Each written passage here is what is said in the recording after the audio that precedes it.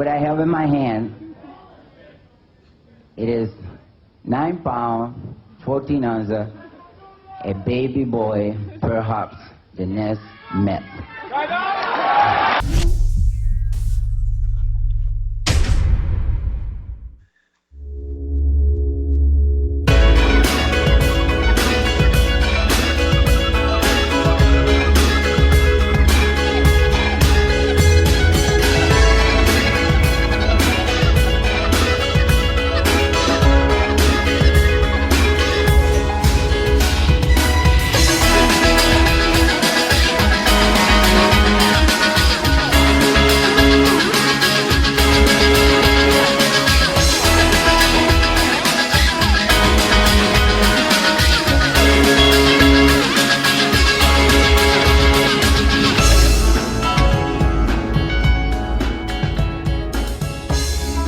Welcome to Live With. I'm your host, Dave Palumbo, and I'm here with tonight's guest of the evening, 2015 NPC National Bodybuilding Overall Champion, Sergio Oliva Jr. Congratulations and welcome. Thanks, Dave. What's up, guys? You are the newest NPC National Overall Champ, and you know it's got to feel great to get that IFBB Pro card and all that validation. But you know, it's interesting because your career was not an easy path, Sergio. You really haven't placed at a very elite level until this year when you placed second at the USA Championships. That was your first real breakout show. And then you followed that up with the win at the Nationals. I got to ask you, what changed in your life? What changed in your mindset? What changed in the way you prepared for this show that all of a sudden this became your breakout year? I know it's crazy because I was even just having that conversation with Labrada about how I feel like anyone who took a chance on me not really winning shit was kind of really a big deal. Because really, I mean, I've been competing for 13 years, but like you said, I haven't won anything. I think the biggest change is, I mean, Dave, you know me, I'm so pessimistic about trying to make sure that no one feels like I'm riding any coattails, and I wanted to always make sure that I did everything on my own, and sometimes even turning down help. And after Junior Nationals 2 years ago, when I was doing my own prep my whole career, I again last minute fucked it up like I always do. I realized that this isn't a sport that you really can do on your own. And I think that was the biggest change, is that I kind of just came to my senses and realized that I do need to have help. And for sure, having someone help me with my diet and having a sponsor and stuff like that was definitely a big help. Just having someone to kind of help me through those times where you start second guessing yourself. And that's when I first had Lee reach out to George Farah to help me with USA. So you worked with George Farah for the USA, and obviously it was a good. You brought in a much better look, but it wasn't your best. You weren't as polished. Your conditioning wasn't as good. What made you decide to say, you know what, I'm going to ditch Farah and I'm going to go to Chris Aceto? And what was the difference when you started working with Chris from the prep with George? I think I kind of went off of, George Farah and he is who he is, and this awe around him, and I just kind of went in blindly with that diet. And then about 3 quarters in, I realized that I don't think this guy was doing anything on purpose. I think he was just so busy that whenever I was sending in pics or asking for help, I was getting really like short answers or really a lot of bullshit. And I actually talked to, but it's George Farah, right? So he is who he is. So you kind of just have to just do it. And everyone was asking me, what do I feel about him and how do I feel about the prep? And my answer was, we'll see at USA's. And towards the end, when it was almost time to do the show, I realized things that need to be coming in way before a month out weren't. And once I started asking him, like, how can I work harder? I'm sure he has so many people that are so lazy, and all these gurus have people that are just not wanting to work hard. I was more asking about how can I do something to step up the game? I want to bring my glutes in shredded, and I want to bring my hams in. And the answers I was getting weren't really the right answers. And I actually talked to someone else who had worked with him. I'm not going to name any names, but he got them their pro card. And after they got their pro card, I realized they weren't working with him anymore. So I thought that was kind of odd. And I talked to him, and he said along the kind of same things that I was going through. So he told me some tricks to do and to test him out and to see if really this guy is helping me or if someone else is just sending me a diet that's just a cookie cut diet. And that's what it was. I caught him in some lies and some stuff like that. And again, I don't think that he was doing anything on purpose. I think he just, when you help 200 people, you can't really spend that much time on someone in particular to help them, nail their conditioning. And that's what I needed. And after USA's, towards the end, I just started doing my own diet. I started changing things up. I just started doing it on my own. And after we placed, second, which was really good, especially the lineup, I wanted to start again and get ready for nationals. I realized my diet was being the same shit again. It was the same diet. And that's when I realized, I can't go through this again. And it really was just chance. And man, that's how life is. Everything happens for a reason. I was at the Olympia.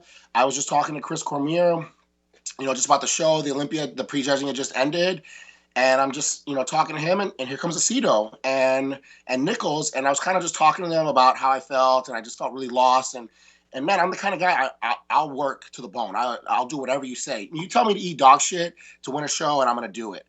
But if you're telling me to stop doing cardio and stop doing things that really aren't going to hurt, then I know something's wrong. And the way that Chris talked to me, he talked to me like a human being. I really appreciated. He was just saying that, he would help me if he wanted. But the best part is he wasn't like trying to like steal me away or anything like that. He wasn't pushing the fact of the matter. He didn't poach you. No, he did not at all. It was me who was just kind of having a conversation with him.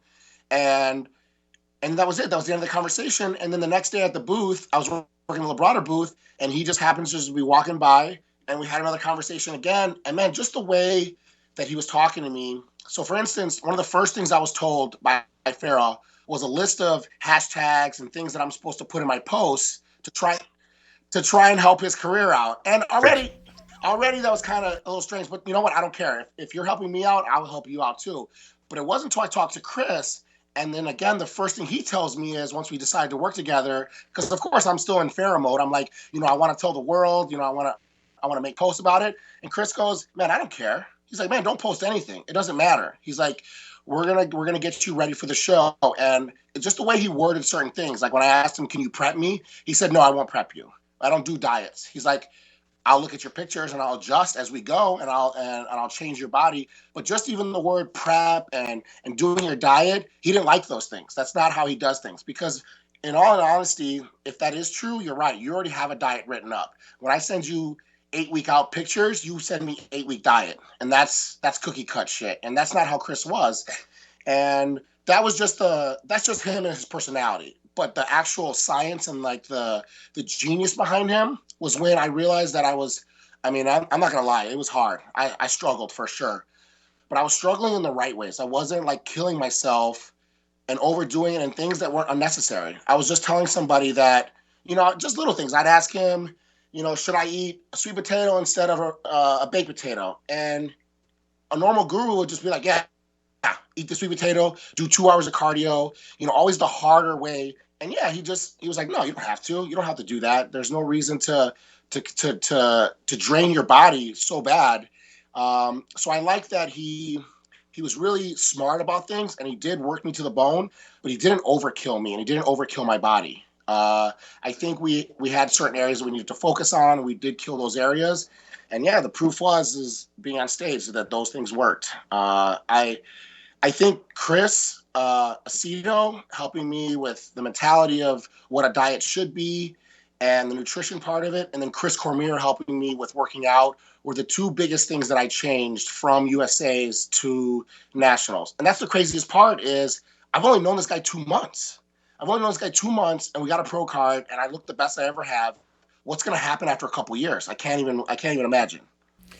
Yeah, I mean, you were significantly better. And I first of all, I want to just go on record. I don't believe that George Farrell would ever lie to you, because that's just not in his makeup. But having said that, let me ask you this question, because obviously mental state is very important too. And, A lot of people were, kind of counting you out after you kind of put up less than spectacular placings, as you pointed out yourself, at the Junior Nationals, at 1 year at the Nationals. I think it was 2012. You didn't even place. Were you starting to doubt yourself at a point, or did you always believe that you had the talent and the ability to get that pro card? Well, you always hear about these horror stories where the guy looked the best the next day, or the guy looked the best the day before, but man, it was the truth. That's really what it was. I mean, there were so many times that just the Junior Nationals alone was the biggest one where I literally went to bed so excited. I was like, man, this is going to be the one. We're going to win. And I do what I always do. It's either I think I'm too flat and you eat too much, or you think you're going to spill over and you cut back too much. And I was always doing the opposite extremes.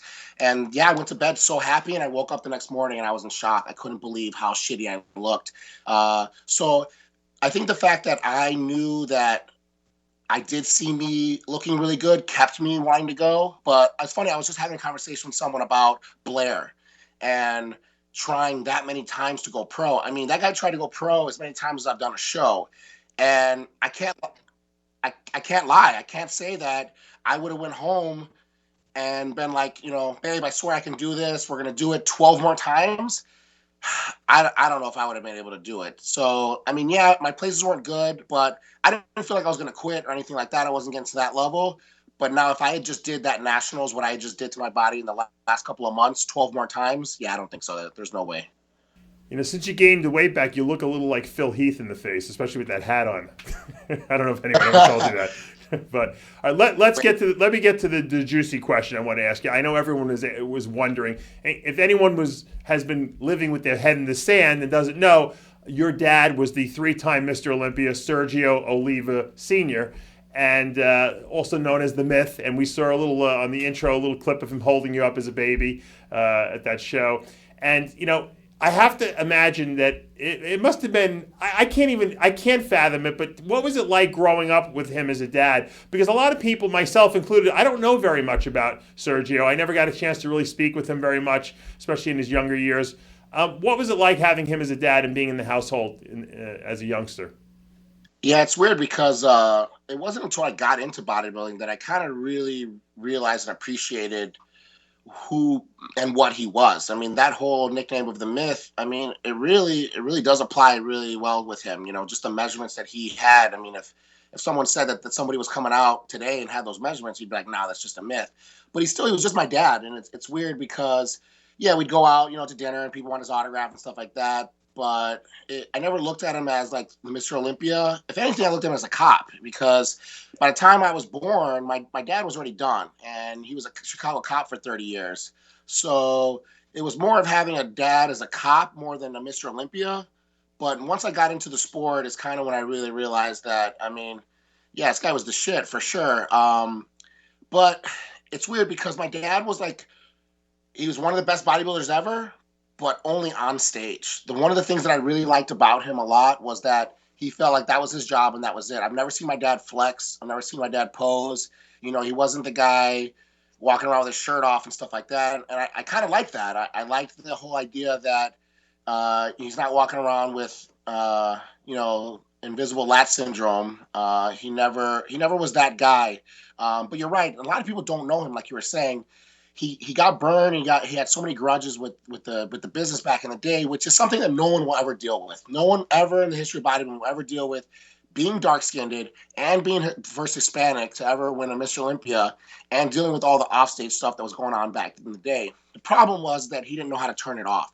He didn't know how to turn off those grudges and leave it in the past. So exactly, he was kind of really standoffish, and he kind of disappeared, and a lot of people never really got to meet him when he was in his prime. And yeah, he never told me any stories. Every story that I ever learned about my dad was always from someone else, some book, something I read.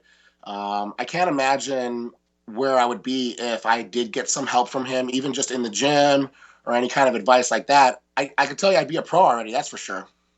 What was his relationship with Arnold? Did they talk at all? Was he angry at Arnold? Because he was one of the few people who ever beat Arnold. And a lot of people don't realize. And I have to imagine that, he felt somehow that he was pushed out, Yeah, I mean, for sure. And then it's funny because, yeah, that was one of the things he hated, is that he was known for being the guy to beat Arnold. He felt like Arnold's the guy who should be known for beating my dad. And it's funny because I think for sure there was definitely some hostility. I mean, you hear those stories. I mean, the one for sure is the one where Arnold tricked my dad to get off stage, where they're talking to each other and they're like, because I mean, back then, what was there? 10, 15 good bodybuilders back in the day, making $1,000, maybe at the highest point for the Olympia. And I think the conversation went where Arnold's like, we're the best two in the world. And they're having this conversation while they're posing down on stage, which is really cool. And this shows the mental level of Arnold.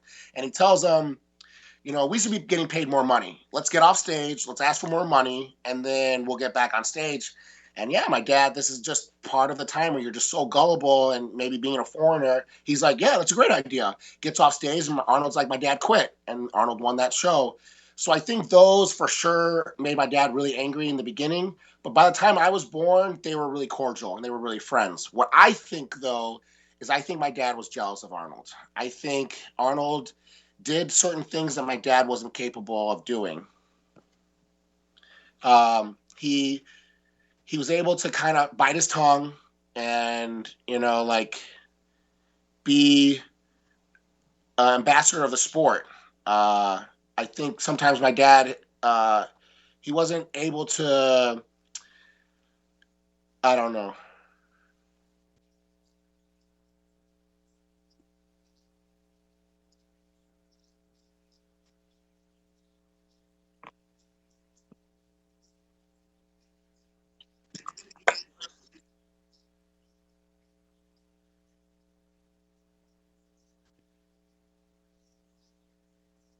Show up at the show, and that's it, because My dad never dieted. he didn't.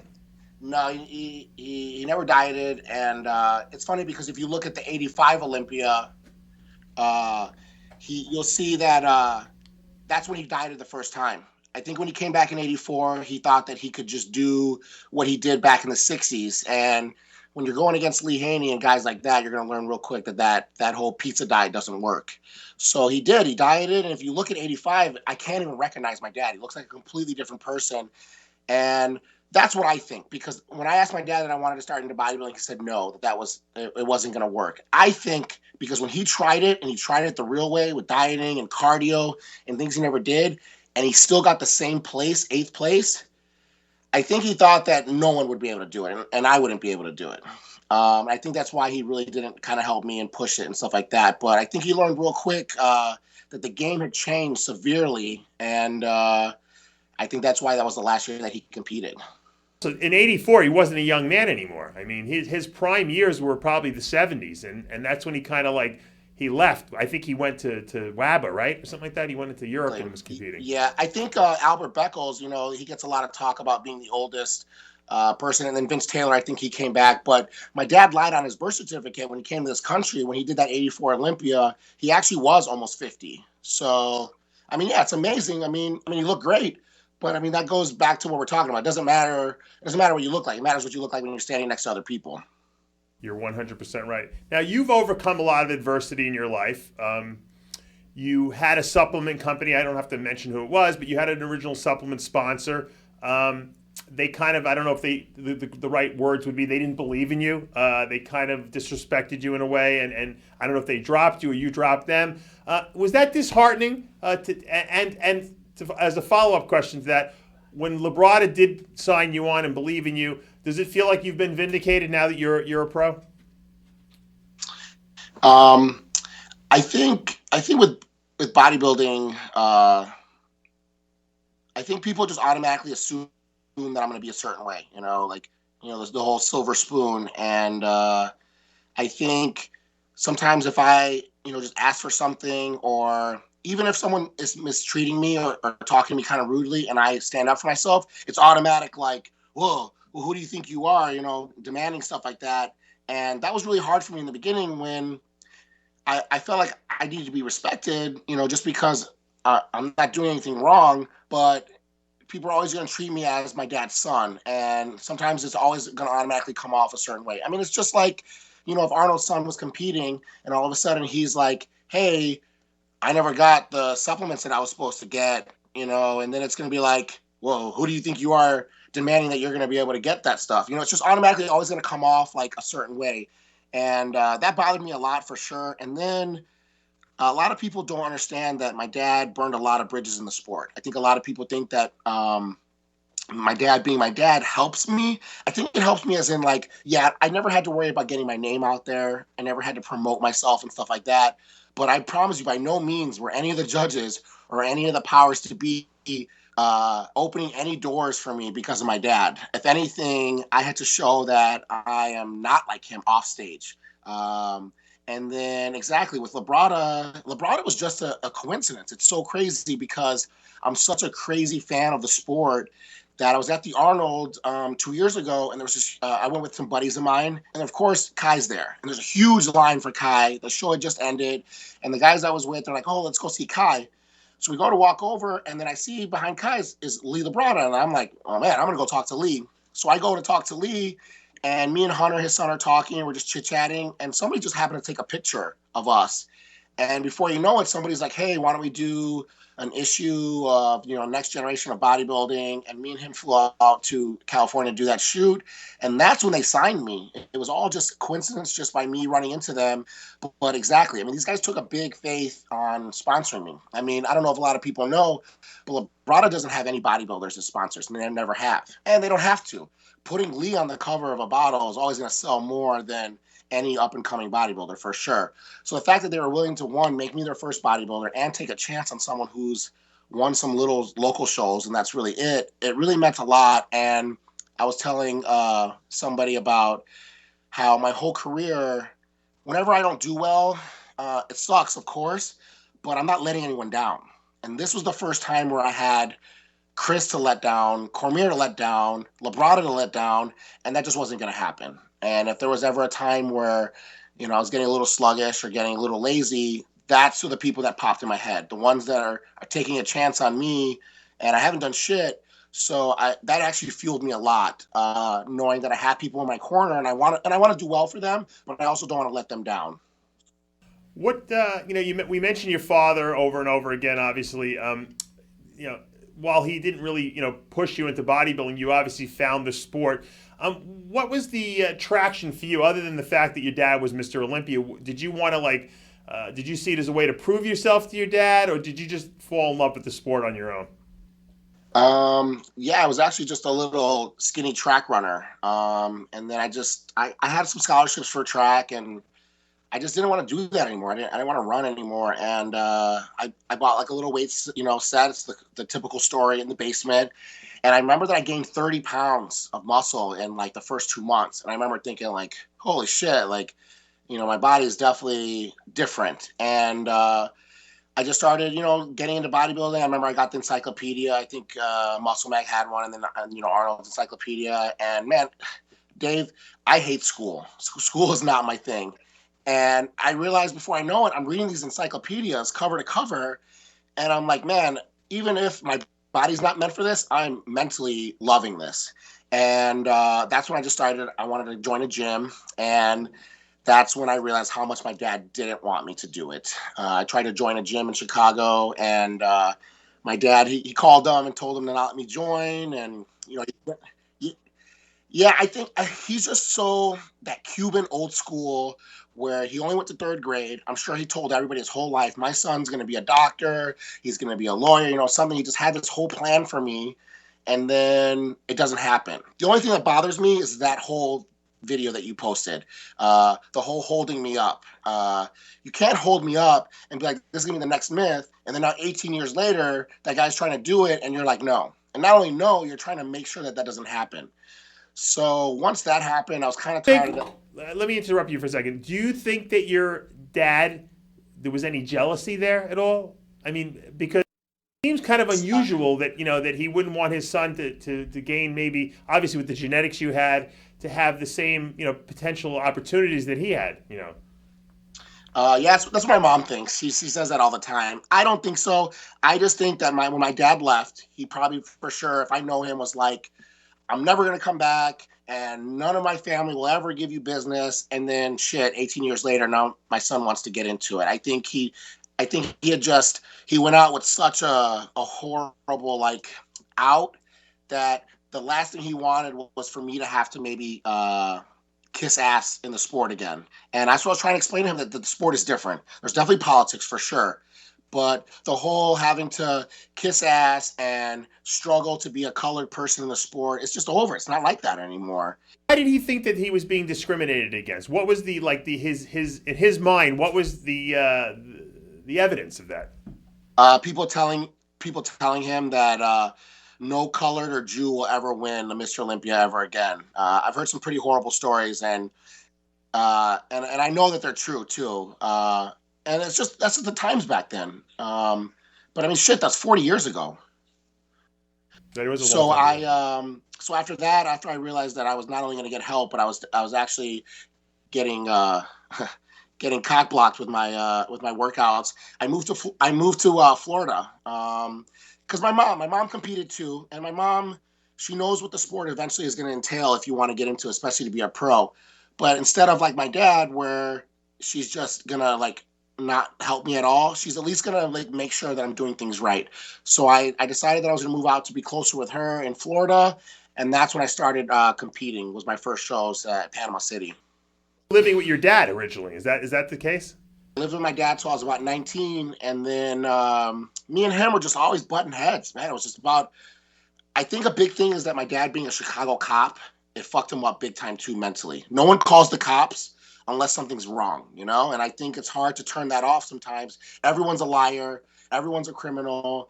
And it started to get to him, especially when he got into that older age. He started getting really senile. And we were just butting heads all the time. And I actually moved in with my girlfriend and her family. And once I was there for about a year, I was just like, man, I can't do this anymore. And I moved to Florida. So, yeah, I lived with him until I was about 19. And then I moved out on my own. What kind of an influence did your mom have on you? Because obviously, you obviously have a good relationship with her now. You said she competed. Was she pushing you once you got into the sport to be your best? Not pushing me to be my best. I think just if I needed help, she was there to help me. It was more of like being there for support. But yeah, I mean, a lot of people don't know. I spend more time in the gym with my mom than my dad. And every time I spent time in the gym with my dad was for some fake photo shoot. It was always some fake relationship that didn't exist. And I really didn't like that. It kind of gave the wrong idea that he was helping me. And that wasn't the case at all. I spent 2 times in the gym with my dad, and they were both for a photo shoot. So she really helped me out with a lot of things with that. But mostly it was just me learning on my own. You know, it's so crazy. I just learned how to pose a couple months ago with Chris Cormier. No one's ever gone through the mandatories with me before. It's really just me watching and studying, and thank God it's got me this far. But it wasn't until I started working with both Chris's that I realized, man, I didn't know shit. You hit the classic victory pose that your dad hits on stage, but you kind of add your own little twist to it. I even know Sean Ray said something to you about you not hitting it correctly, and you said, well, this is the way I want to hit it. Give me the story behind the victory pose. Well, I think Sean was saying is that, because sometimes I'll do it, I'm smiling, and, you know, sometimes I'll look up and stuff like that, and my arms aren't really together as much. But what Sean was trying to say is that my dad's pose was very intimidating, and it like struck fear into people's minds. What I was trying to tell him is that it's called the victory pose. So I have no business hitting the victory pose, and I haven't won any shows. So this is the first show I won it, and yeah, I don't know. I think someone was saying that I look up, and I'm looking up to him, and I think they try and turn it into more than it is, and it's not. It's just how I do it and how I pull it off. I don't have any like sentimental reasons why I do it like that. But yeah, I mean, I'm an idiot. I've been doing that pose since I was a middleweight. I'm 176, hitting the victory pose, you know, and then I get mad that people are putting that picture up next to my dad's, you know. So I'm just an idiot, but I think it's cool. I'm such a big fan of the sport that I think that that's a really cool part is seeing someone, because I'm literally the living proof that the sport is living on. I mean, I am. The whole age-old question of what would this guy look like if he had today's supplements and workout stuff? We're going to find out in the next couple of years of me being a pro. Now you are a very unconventional poser. You almost on the lines of Kai Green. Jose Raymond said it best. You're the worst at the mandatories, but your posing is so enticing that your routines are amazing. How do you respond to that statement? That's exactly what I said. It's the proof of someone who's just watched videos and videos and studied and actually never had anyone show them how to do their mandatory poses. I'm the guy trying to hit the twisting Arnold pose and get that right, but then I don't know how to do my relaxed pose. So you're working on that, in other words. I'll fix it, don't worry. What did you actually weigh on stage? Do you have an actual weight on yourself?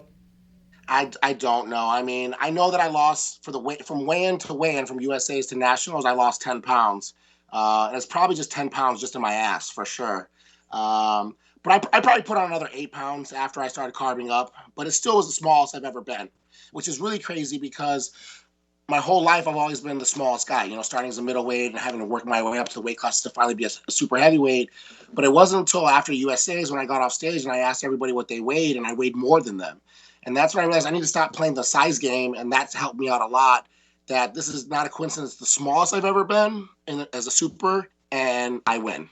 Right. What do you think will be your pro debut? Have you thought about that? Have you molded over? I know Steve Weinberger was twisting your arm a little backstage to do the New York Pro. When will we see you in 2016? You're not going to see me in 2016. You don't tell the boss you're going to do this show and then not do it. But there's no way that I'm going to be ready by May. I'm going to move to Cali in the next couple of months.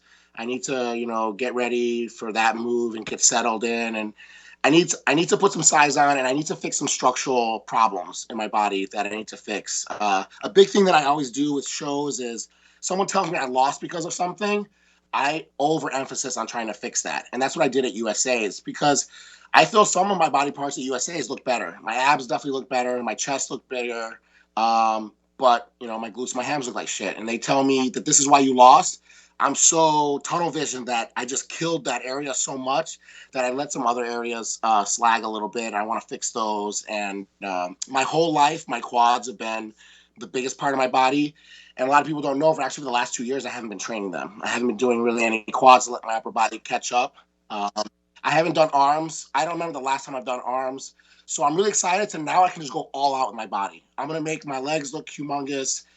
I'm going to make my arms look huge. So I need to fix some things, but I want to come out with a bang. I want to, of course, who doesn't want to win their first pro show? But I think it's going to be the New York Pro of 2017. It's exciting to see that you're going to be getting on stage.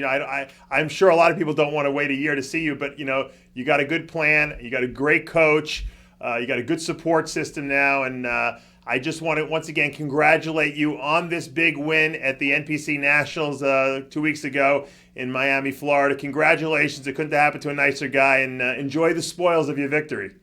I will, definitely. It still hasn't kicked in yet, and it probably won't for a while, but man, this is a dream come true. I can't even begin to tell you how many fuckers told me that this wouldn't happen and have just attacked me on so many different levels. And it doesn't matter. I've always done it for myself, and I want to be one of the best in the sport, but I can't lie that it feels so good to know that all the decisions I've made my whole life were right. I was making the right decisions. Well, like I said, congratulations on the win, and good luck on the move out to California, and I'm looking forward to seeing you on that stage in 2017. Thanks, Dave. Sergio Oliva Jr., our NPC National Overall Champion. For now that we're out of time, that'll take us to another end of another episode of Live With. I'm Dave Palumbo. We'll see you next time.